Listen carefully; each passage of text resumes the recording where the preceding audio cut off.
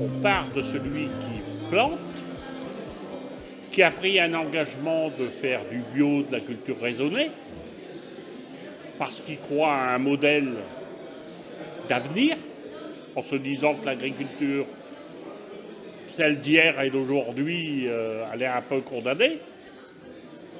Elle est même condamnée. Elle va se tuer tout seul. C'est d'aller vers des modèles où, économiquement, ça doit nourrir son homme, et où, derrière, l'organisation est beaucoup plus compliquée. Quand je dis beaucoup plus compliquée, c'est-à-dire que tu produis, mais tu es automatiquement, dès qu'on parle de bio et de culture raisonnée, tu parles de production avec des petites quantités.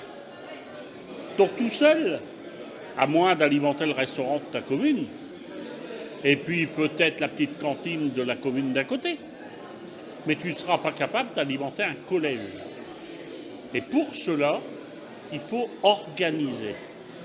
Et organiser, à partir de la production, les producteurs, de manière à ce qu'ils soient capables, ensemble, de coordonner pour pouvoir fournir les quantités nécessaires attendues par nos collectivités, par nos maisons de retraite. Voilà.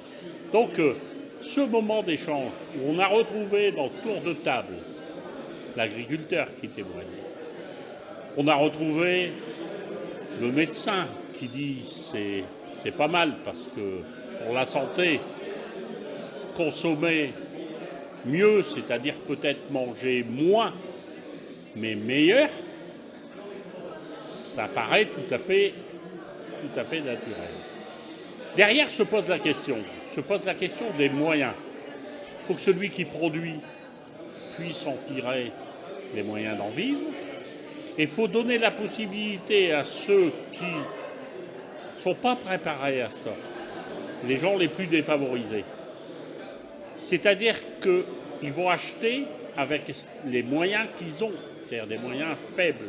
Et eux, il y a un seul critère, c'est le prix. Alors, bien entendu, à partir du moment où on donne aux gamins à midi un paquet de chips et puis une banane après pour qu'il ait dîné, on n'aura pas forcément contribué à sa santé future. Dans les maisons de retraite, on a des gens qui ont été habitués à manger du bon. Ils ont aujourd'hui 80, 85, 88 ans. Eux, ils ont mangé du bon. Dès que tu leur proposes de manger un plateau préparé par je ne sais quelle société, c'est pas bon. C'est la seule chose qu'ils savent dire, c'est pas bon. Pourquoi ? Parce qu'eux, ils ont mangé une bonne poule au riz, avec des légumes, et puis ils ont mangé un bon bouillon, un bon morceau de bœuf. Ils ont mangé du bon. Et eux, c'était la ferme, c'était... Donc, eux, on n'a pas de mal à les entraîner vers notre démarche.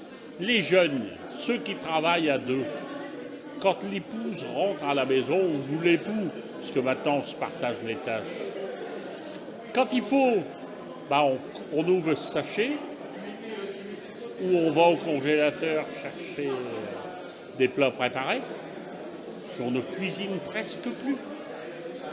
Alors, sensibiliser pour faire en sorte que chacun prenne conscience qu'il ne doit pas gérer l'instant T, il doit gérer sa vie, et s'il veut vieillir normalement, s'il veut avoir des chances, il faut qu'il prenne conscience que quand il achète aussi des produits locaux, il fait vivre et il fait travailler les gens de son territoire.